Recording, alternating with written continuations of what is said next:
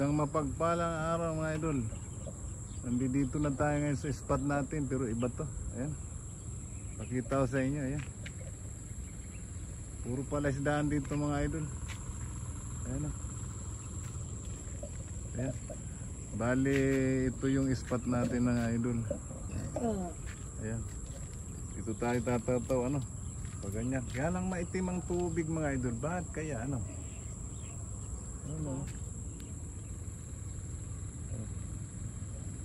Okay, mamaya na lang mga idol, magagayak muna kami. Mga idol, it's on.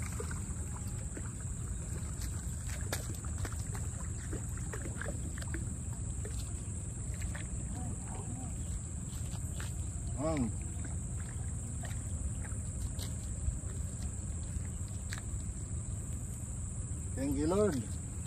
Ayan, mahuli tayo ng isa mga idol. Kaya lang, mamatay ito.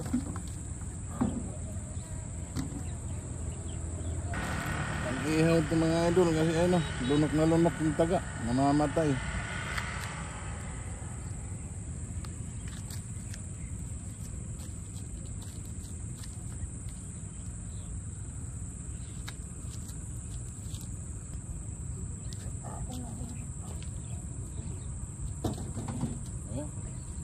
Ano?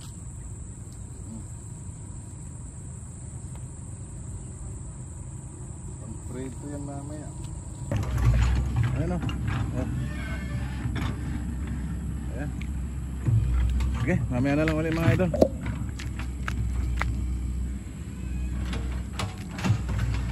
Mamaya na lang.